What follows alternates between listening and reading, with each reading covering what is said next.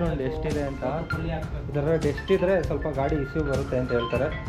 ಈ scooter issue ಅಂತ ಬರುತ್ತಲ್ಲ ಒಂದೊಂದ್ಸಲ, ಅದೇನು ಪ್ರಾಬ್ಲಮ್ ಬರ್ಬೋದು? ವೈರ್ ಡೆಂಟ್ ಆಗಿರುತ್ತೆ, ಅಥವಾ ರ್ಯಾಟ್ ಬೇಟ್ ಆಗಿರುತ್ತೆ, ಅಥವಾ ಎಲ್ ಬಿ ಕೇಬಲ್ ಪ್ರಾಬ್ಲಮ್ ಇರುತ್ತೆ, ಅಥವಾ ಮೋಟ್ರಲ್ ಪ್ರಾಬ್ಲಮ್ ಇರುತ್ತೆ, ಅಥವಾ ಎನ್ಶಿಯಲ್ ಪ್ರಾಬ್ಲಮ್ ಇರುತ್ತೆ. ಇವೆಲ್ಲ ಪ್ರಾಬ್ಲಮ್ ನಿಮಗೆ ಬರೋದು ಸ್ಕೂಟರ್ ಇಶ್ಯೂ ಅಂತ.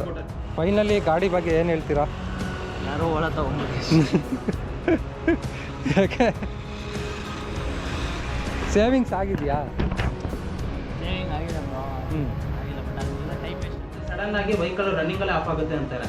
ಅದೇನ್ ರನ್ನಿಂಗ್ ಅಲ್ಲಿ ಆಫ್ ಆಗುತ್ತೆ ಅಂತಂದ್ರೆ BMS ಗೆ ಪ್ರಾಬ್ಲಮ್ ಆಗಿರುತ್ತೆ. BMS ಬೋರ್ಡ್ ಹೋಗ್ಬಿಟ್ಟಿರುತ್ತೆ. BMS ಬೋರ್ಡ್ ಹೋಯ್ತು ಅಂತಂದ್ರೆ ಇಲ್ಲಿ ಔಟ್ಪುಟ್ ಬರಲ್ಲ. ಫೈಲ್ ಹಾಕ್ಬಿಟ್ಟು ಫುಲ್ ಕ್ಲೀನ್ ಆಗಿ ವಾಶ್ ಮಾಡ್ತಾರೆ. ಏನು ಪ್ರಾಬ್ಲಮ್ ಆಗಲ್ವಾ? ಅದು ಎಲೆಕ್ಟ್ರಿಕ್ ಗಾಡಿಗೆ ಯಾರೂ ವಾಟರ್ ವಾಶ್ ಮಾಡ್ತಾರೆ. ವಾಶ್ ಮಾಡಿಸ್ಬೋದು, ಏನು ತೊಂದರೆ ಇಲ್ಲ. ಬಟ್ ಅದಕ್ಕೂ ನ್ಯಾಕ್ ಇರುತ್ತೆ. ಯಾವ್ದು ಎಲ್ಲೆಲ್ಲಿ ನೀರು ಬೀಳಬೇಕು, ಎಲ್ಲೆಲ್ಲಿ ನೀರು ಬೀಳಬಾರ್ದು.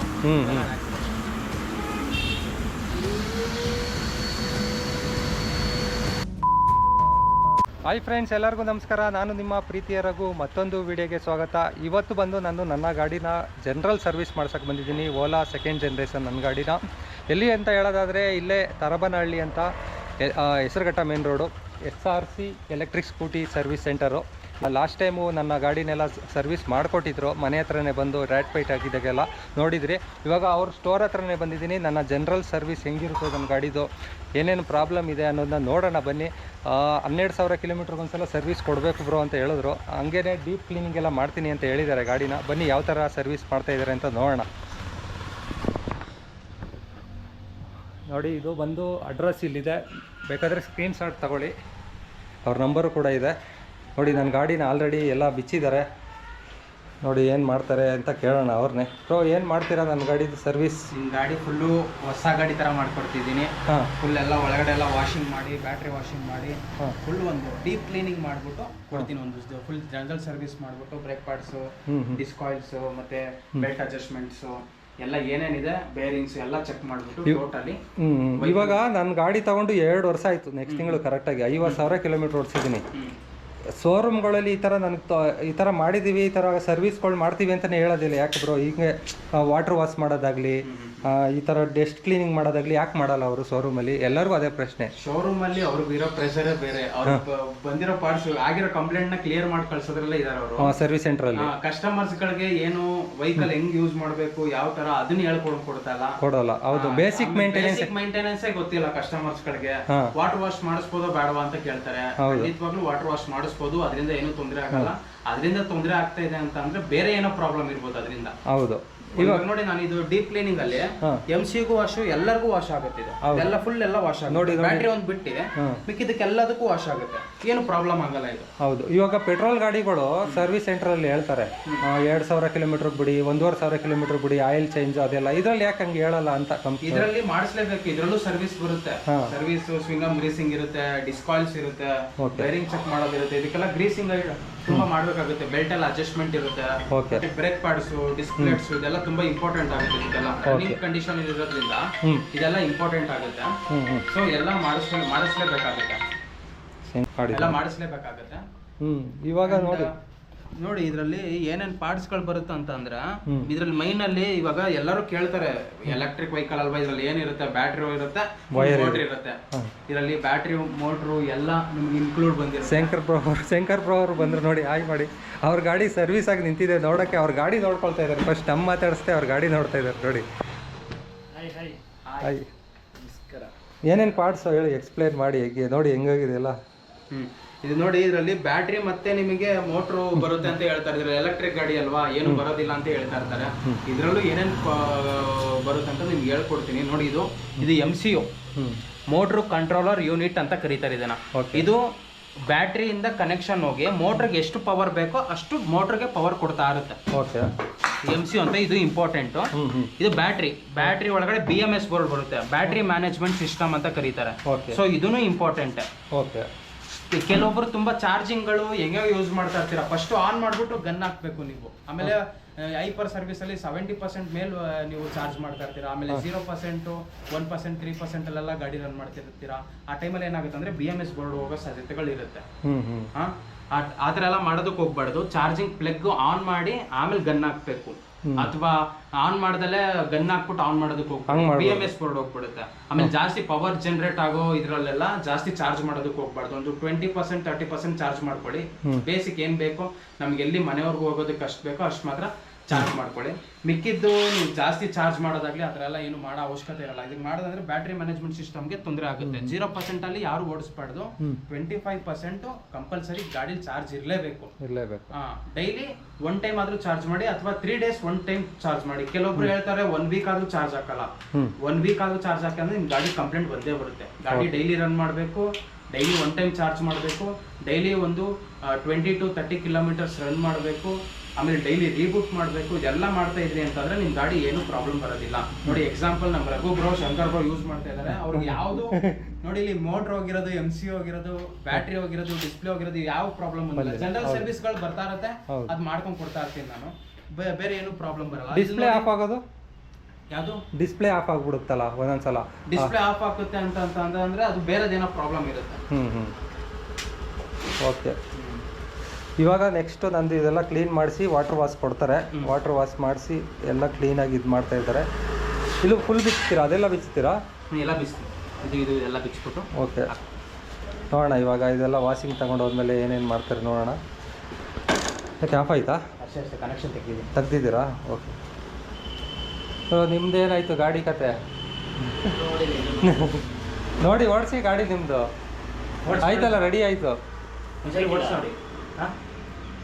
ಏನು ನೋಡಿ ಏನಾಗ್ತಿಲ್ಲ, ಓಡಿಸ್ ನೋಡಿ ಒಂದ್ಸಲ. ಇನ್ನು ವಾಷಿಂಗ್ ಮಾಡಿಸ್ಬೇಕು. ವಾಷಿಂಗ್ ಒಂದಿದೆ, ಔಟ್ಸೈಡ್ ವಾಷಿಂಗು, ಬೇರೆ ಎಲ್ಲ ರೆಡಿ ಮಾಡಿದ್ದೀನಿ. ನೋಡಿ ಎಲ್ಲ ಎಷ್ಟೊಂದು ಡೆಸ್ಟ್ ಇದೆ ಅಂತ. ಇದರ ಡೆಸ್ಟ್ ಇದ್ರೆ ಸ್ವಲ್ಪ ಗಾಡಿ ಇಶ್ಯೂ ಬರುತ್ತೆ ಅಂತ ಹೇಳ್ತಾರೆ. ಈ ಸ್ಕೂಟರ್ ಇಶ್ಯೂ ಅಂತ ಬರುತ್ತಲ್ಲ ಒಂದೊಂದ್ಸಲ, ಅದೇನ್ ಪ್ರಾಬ್ಲಮ್ ಬರ್ಬೋದು? ವೈರ್ ಡೆಂಟ್ ಆಗಿರುತ್ತೆ, ಅಥವಾ ರ್ಯಾಟ್ ಬೇಟ್ ಆಗಿರುತ್ತೆ, ಅಥವಾ LV ಕೇಬಲ್ ಪ್ರಾಬ್ಲಮ್ ಇರುತ್ತೆ, ಅಥವಾ ಮೋಟರ್ ಪ್ರಾಬ್ಲಮ್ ಇರುತ್ತೆ, ಅಥವಾ MCL ಪ್ರಾಬ್ಲಮ್ ಇರುತ್ತೆ. ಇವೆಲ್ಲ ಪ್ರಾಬ್ಲಮ್ ನಿಮಗೆ ಬರೋದು ಸ್ಕೂಟರ್ ಇಶ್ಯೂ ಅಂತ. ಸ್ಕೂಟರ್ ಇಶ್ಯೂ ಬರೋದು. ಆಮೇಲೆ ಸಡನ್ ಆಗಿ ವೆಹಿಕಲ್ ರನ್ನಿಂಗ್ ಅಲ್ಲಿ ಆಫ್ ಆಗುತ್ತೆ ಅಂತಾರೆ. ಅದೇನ್ ರನ್ನಿಂಗ್ ಅಲ್ಲಿ ಆಫ್ ಆಗುತ್ತೆ ಅಂತಂದ್ರೆ BMS ಗೆ ಪ್ರಾಬ್ಲಮ್ ಆಗಿರುತ್ತೆ. BMS ಬೋರ್ಡ್ ಹೋಗ್ಬಿಟ್ಟಿರುತ್ತೆ. BMS ಬೋರ್ಡ್ ಹೋಯ್ತು ಅಂತಂದ್ರೆ ಇಲ್ಲಿ ಔಟ್ಪುಟ್ ಬರಲ್ಲ ನಿಮಗೆ. ಓಕೆ, ಇದು ಈ ತರ ಡೆಸ್ಟ್ ಇಲ್ದಾನು ಆಗುತ್ತಾ ಆ ತರ? ಇಲ್ಲ, ಡಸ್ಟ್ ಇಂದ ಏನಾಗೋದಿಲ್ಲ.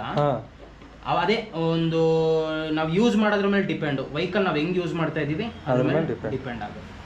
ಓಕೆ, ಇದೆಲ್ಲ ಇವಾಗ ಬಿಚ್ತಾ ಇದ್ದಾರೆ. ಬಿಚ್ಚಾದ್ಮೇಲೆ ವಾಟರ್ ವಾಶ್ ಕೊಡೋಣ, ಆಮೇಲೆ ನೋಡೋಣ ಇನ್ನೇನೇನು ಹೇಳ್ತಾರೆ, ಕೇಳಿಸ್ಕೊಳ್ಳೋಣ.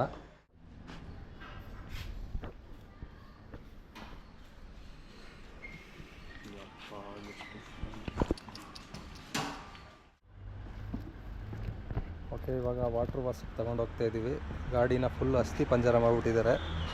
ಬ್ಯಾಟ್ರಿ ಗೀಟ್ರಿ ಎಲ್ಲ ತೆಗೆದು ಇಲ್ಲಿಂದ ಒಂದು ಕಿಲೋಮೀಟ್ರ್ ಇದೆ. ಥ್ರೋ ಮಾಡ್ಕೊಂಡು ಹೋಗೋದೆ ಗಾಡಿನ ಇವಾಗ.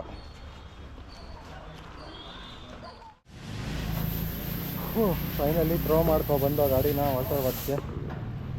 ಇವಾಗ ಫುಲ್ ವಾಷಿಂಗ್ ಮಾಡಿ ಕ್ಲೀನ್ ಮಾಡಿಸ್ಕೊಳ್ಳೋಣ ಗಾಡಿನ.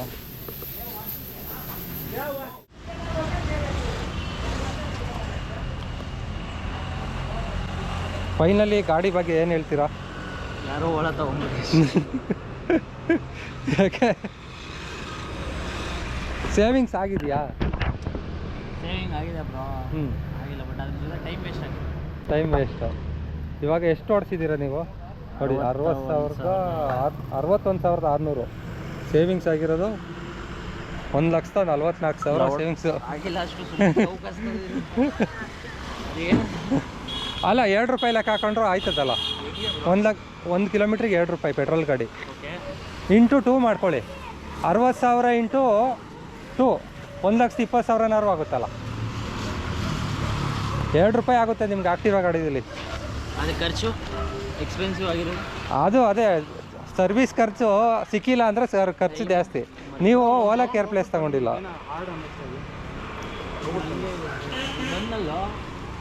ಓಕೆ, ಅವ್ರ ಗಾಡಿನ 1 ವಾರ ನಿಲ್ಲಿಸ್ಕೊಂಡು ಸರ್ವಿಸ್ ಮಾಡಿದ್ದಾರೆ. ಇನ್ನೂ ಪ್ರಾಬ್ಲಮ್ಮು ಇನ್ನೂ ಇದೆ, ಬಾಕಿ ಇದೆ. ಗಾಡಿನೇ ಪ್ರಾಬ್ಲಮ್. ಓಕೆ, ಇದನ್ನು ಇನ್ನೊಂದ್ಸಲ ವಾಟರ್ ವಾಶ್ ಮಾಡಿಸ್ಕೊಳ್ಳಿ.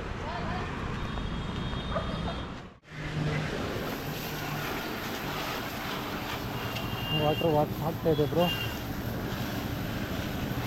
उधर पानी नहीं जाना उधर.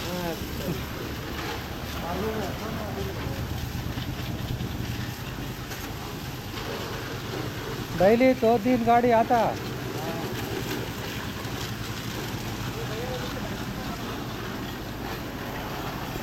ವಾಶ್ ಮಾಡಿಸಿದ್ದೀನಿ ಇವಾಗ ನೋಡ್ತಾ ಇರ್ಬೋದು. ಇವಾಗ ನೋಡಿ ಇದಕ್ಕೆ ಸೋಪ್ ಆಯಿಲ್ ಹಾಕ್ತಾರೆ. ಸೋಪ್ ಆಯಿಲ್ ಹಾಕ್ಬಿಟ್ಟು ಹ್ಞೂ ಫುಲ್ಲು ಕ್ಲೀನಾಗಿ ವಾಶ್ ಮಾಡ್ತಾರೆ. ಏನು ಪ್ರಾಬ್ಲಮ್ ಆಗಲ್ವಾ? ಅದು ಎಲೆಕ್ಟ್ರಿಕ್ ಗಾಡಿಗೆ ಯಾರೂ ವಾಟರ್ ವಾಶ್ ಮಾಡ್ತಾರೆ. ವಾಶ್ ಮಾಡಿಸ್ಬೋದು, ಏನು ತೊಂದರೆ ಇಲ್ಲ. ಬಟ್ ಅದಕ್ಕೂ ನ್ಯಾಕ್ ಇರುತ್ತೆ. ಯಾವ್ದು ಎಲ್ಲೆಲ್ಲಿ ನೀರು ಬೀಳಬೇಕು, ಎಲ್ಲೆಲ್ಲಿ ನೀರು ಬೀಳಬಾರ್ದು. ಹ್ಞೂ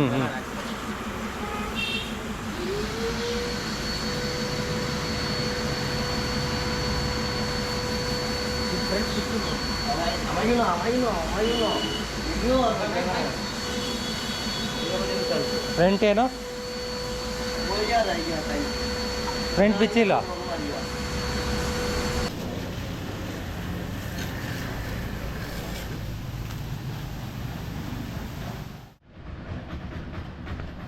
ಫುಲ್ ಇವಾಗ ವಾಟರ್ ವಾಶ್ ಆಗಿದೆ.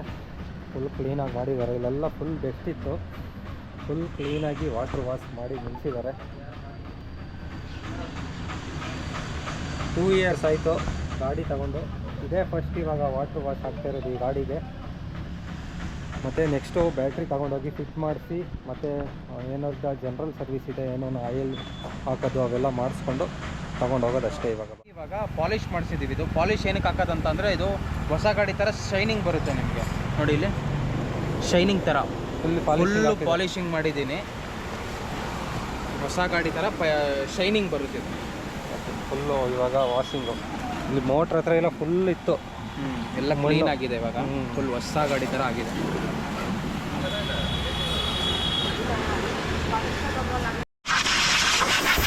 ಇವಾಗ ಏರ್ ಹೊಡಿತಾ ಇದಾರಲ್ಲ ಅಲ್ಲಿ ವಯರಲ್ಲಿ ಏನು ಹೊಡಿಯೋದು ಅಂತ ಅಂದರೆ ಈ ಸೆನ್ಸರ್ಗಳಲ್ಲೆಲ್ಲ ನೀರು ಕುತ್ಕೊಂಡಿರುತ್ತೆ.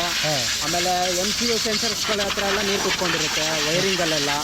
ಆ ಥರ ಹೊಡಿಯೋದ್ರಿಂದ ಅದೆಲ್ಲ ಆಚೆ ಬರುತ್ತೆ. ಮತ್ತು ಒಂದು ಅರ್ಧ ಗಂಟೆ ಇದನ್ನು ಬಿಸಿಲಲ್ಲಿ ಬಿಡಬೇಕು. ಮತ್ತು ಗಾಳಿ ಒಂದು ಸ್ವಲ್ಪ ಫ್ಯಾನ್ ಹಾಕ್ಬಿಟ್ಟು ಬಿಟ್ಬಿಡ್ಬೇಕು ಒಣಗೋದಕ್ಕೆ. ಇಲ್ಲಿ ಕವರ್ ಹಾಕಿದ್ದೀವಲ್ಲ, ಇದು ಹೊಡ್ತೀವಿ. ಇದು ಎಲ್ಲ ಮಾಡ್ತಾರೆ. ಇಲ್ಲಿಗೆ ನೀರು ಹೋಗ್ಬಾರ್ದು ಮೇನು. ಅದಕ್ಕೆ ಇಲ್ಲೊಂದು ಕವರ್ ಕ್ಯಾಪ್ ಹಾಕೊಂಡ್ಬಿಡ್ಬೇಕು. ಕ್ಯಾಪ್ ಇದೆ ನಮಗೆ.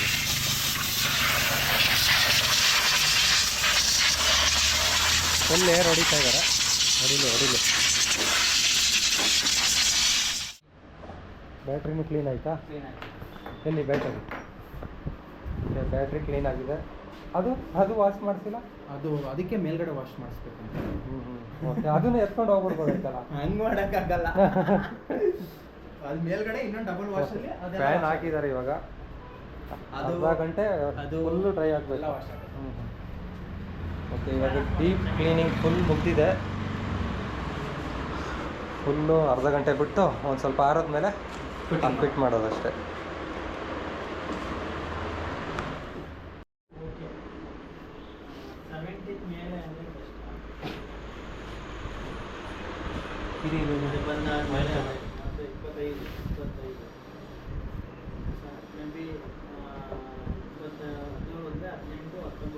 ಇಟ್ಕೋಬೇಕಾ?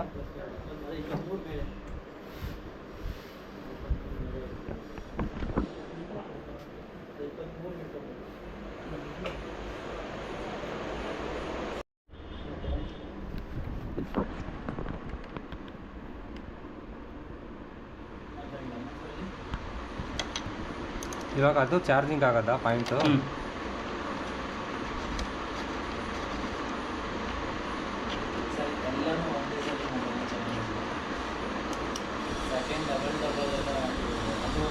ಓಪನಿಂಗ್ ಅಂತ ಮಾಡಿದಾಗ ಅದು ಅವಾಗಲೇ ಅವ್ರನ್ನ ತರಿಸಿದ್ರೆ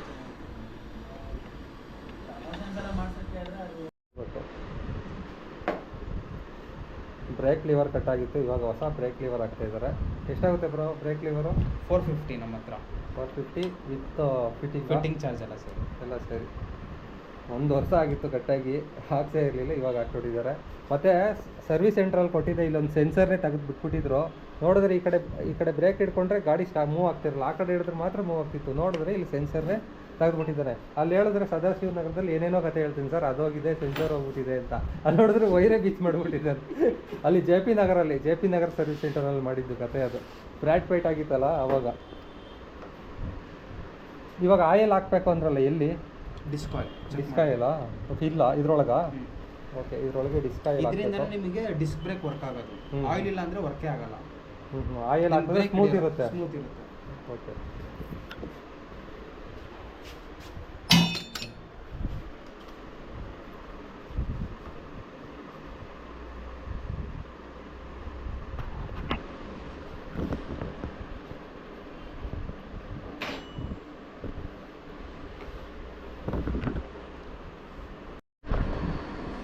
ಆಯಿಲ್ ನೋಡಿ ಅರ್ಧ ಖಾಲಿಯಾಗಿದೆ.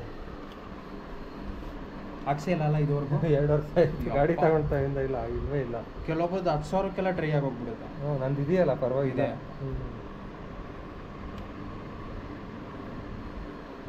Full ಇರಬೇಕಲ್ವಾ oil. ಓಕೆ, ಇದರಲ್ಲಿ ಎಷ್ಟಿದೆ ನೋಡೋಣ. 2 ಕಡೆನೂ 2 ಬ್ರೇಕಿಗೆ ಆಯಿಲ್. ಎಲ್ಲ ಬ್ಯಾಟ್ರಿ ಗಾಡಿಗೆ ಆಯಿಲ್ ಚೇಂಜ್ ಅಂದರೆ ಏನು ಅಂತಾರಲ್ಲ, ಇದೆ. ಡಿಸ್ಕ್ ಬ್ರೇಕಿಗೆ ಮಾತ್ರ ಆಯಿಲು, ಇಂಜಿನ್ ಏನಿಲ್ಲ.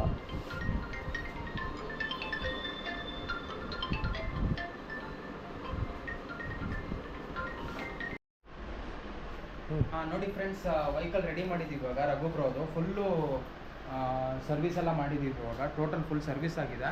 ಡೀಪ್ ಕ್ಲೀನಿಂಗ್ದು ಅದೆಲ್ಲ ರೆಡಿ ಮಾಡಿದ್ದೀನಿ. ಡೀಪ್ ಕ್ಲೀನಿಂಗ್ ಅಲ್ಲಿ ಒಂದೇ ಅಲ್ಲ, ಡಿಸ್ಕ್ ಆಯಿಲ್ಸು ಮತ್ತು ಸ್ವಿಂಗರ್ ಗ್ರೀಸಿನ್ಸು, ಬೆಲ್ಟ್ ಅಡ್ಜಸ್ಟ್ಮೆಂಟು ಎಲ್ಲ ಕ್ಲೀನಾಗಿ ಎಲ್ಲ ರೆಡಿ ಮಾಡಿಕೊಟ್ಟಿದ್ದೀನಿ. ಕ್ಯಾಲಿಬರ್ ಅಸೆಂಬ್ಲಿ ಅದೇನೇನಿದೆ ಎಲ್ಲ ಕ್ಲೀನಾಗಿ ರೆಡಿ ಮಾಡಿಕೊಟ್ಟಿದ್ದೀನಿ. ಟೋಟಲ್ ಎಲ್ಲ ಬ್ರೇಕ್ ಲಿವರ್ ಹಾಕ್ಕೊಟ್ಟಿದ್ದೀನಿ. ಟೋಟಲ್ ಎಲ್ಲ ಕಂಪ್ಲೀಟ್ ಆಗಿದೆ. ಗಾಡಿ ಮಾತ್ರ ಸ್ಮೂತ್ ಆಗಿದೆ ಓಡಿಸೋದಕ್ಕೆ. ಜನರಲ್ ಸರ್ವಿಸ್ ಎಷ್ಟಾಗುತ್ತೆ ಇಷ್ಟು ಮಾಡಿದ್ರಲ್ಲ ಈ ಕೆಲಸಕ್ಕೆ? ಜನರಲ್ ಸರ್ವಿಸು ಮತ್ತು ಡೀಪ್ ಕ್ಲೀನಿಂಗ್ ಬಂದು 1200 ರುಪೀಸ್ ಆಗುತ್ತೆ. ನಮ್ಮದು ಡಬಲ್ ವಾಶ್ ಬರುತ್ತೆ. ಒಂದ್ಸಲಿ ವಾಶ್ ಮಾಡ್ತೀವಿ, ಚಾರ್ಜಿ ವಾಶ್ ಮಾಡಿ ಬ್ಯಾಟ್ರಿ ಎಲ್ಲ ರಿಮೂವ್ ಮಾಡಿ ಬ್ಯಾಟ್ರಿ ಎಲ್ಲ ವಾಷಿಂಗ್ ಆಗುತ್ತೆ. ಮತ್ತು ಬ್ಯಾಟ್ರಿ ಫಿಟ್ ಮಾಡಾದ್ಮೇಲೆ ಇನ್ನೊಂದು ವಾಷಿಂಗ್ ಆಗುತ್ತೆ. ಡಬಲ್ ವಾಷಿಂಗಿಗೆ 1200 ಆಗುತ್ತೆ deep cleaning. Okay okay. General service, brake pads, disc oils, swingarm greasing, belt adjustment ಮತ್ತು ಇನ್ನೇನೇ ಪ್ರಾಬ್ಲಮ್ ಇದ್ರು ಕೂಡ 1600 ತೊಗೊತೀವಿ ವಿತ್ ಬ್ರೇಕ್ ಪ್ಯಾಡ್.